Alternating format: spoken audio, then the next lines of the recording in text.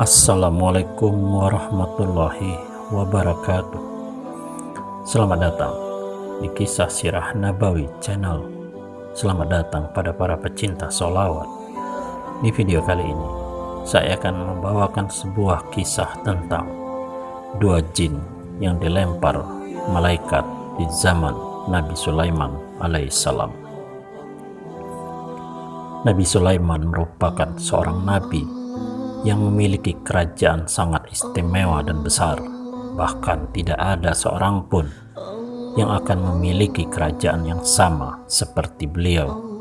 Apa yang telah dimiliki oleh Nabi Sulaiman, tidak akan ada orang ataupun makhluk ciptaan Allah yang akan menyamai atau melebihi dari kerajaan yang dimiliki oleh Nabi Sulaiman. Hal ini tercantum di dalam Al-Quran. Ia berkata, "Ya Tuhanku, ampunilah aku dan anugerahkanlah kepadaku kerajaan yang tidak dimiliki oleh orang sesudahku." Quran Surat Sad 38 ayat 35. Pada sebuah kisah dikatakan bahwa pada zaman Nabi Sulaiman alaihissalam hiduplah seorang laki-laki yang memiliki pohon yang sangat besar di sebelah rumahnya. Di atas pohon tersebut terdapat burung merpati yang sedang bertelur. Istri dari laki-laki tersebut kemudian menyuruhnya untuk mengambil telur burung tersebut, dan ia melakukan apa yang diperintahkan oleh sang istri. Mengetahui sang telur telah diambil oleh laki-laki tersebut, sang induk merpati langsung pergi untuk mengadukan hal tersebut kepada Nabi Sulaiman alaihissalam. Akhirnya Nabi Sulaiman mengundang laki-laki tersebut untuk pergi menemuinya di istana dan menyuruhnya untuk bertobat. Setelah dinasihati oleh Nabi Sulaiman, si lelaki tersebut berjanji untuk tidak melakukan kesalahan itu lagi di kemudian hari. Setelah beberapa waktu berlalu, sang istri pun kembali untuk menyuruh suaminya untuk mengambil anak burung tersebut.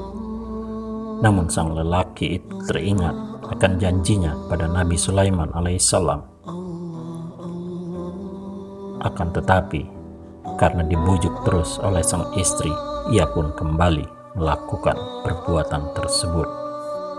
Kemudian Nabi Sulaiman merasa geram dengan perlakuan orang tersebut, hingga ia menyuruh dua iblis untuk menjaga pohon besar itu.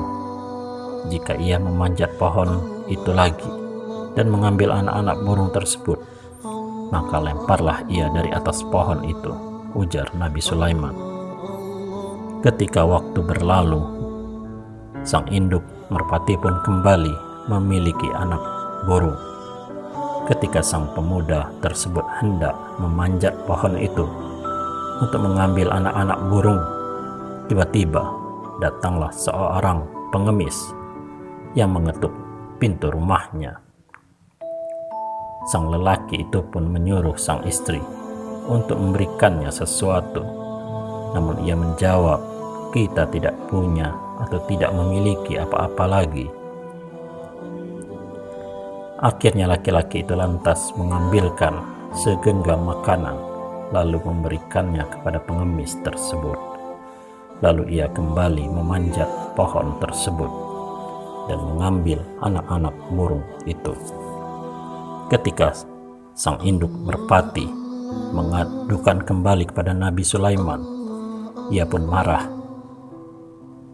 kepada kedua iblis yang diperintahkannya untuk menjaga pohon besar tersebut.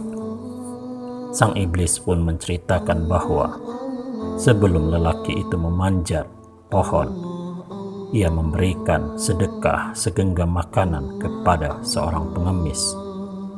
Ketika kami hendak meraih kakinya, tiba-tiba Allah memerintahkan dua malaikat untuk mencekik dan melemparkan kami berdua hingga ke tempat yang sangat jauh. Dari kisah di atas dapat kita simpulkan bahwa sedekah memiliki banyak sekali manfaat.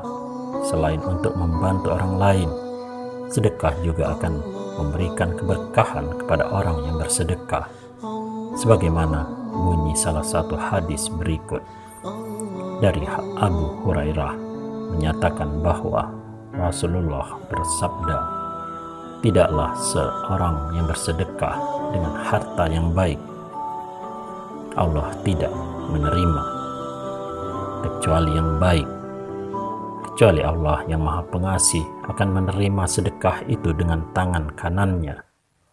Jika sedekah itu berupa sebuah kurma, maka di tangan Allah yang Maha Pengasih, sedekah itu akan bertambah sampai menjadi lebih besar dari gunung.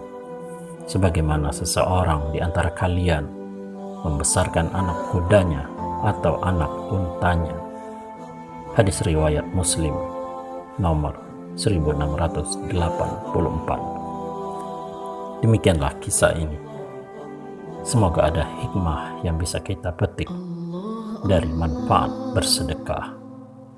Wallahu a'lam bishawab. Wassalamualaikum warahmatullahi wabarakatuh.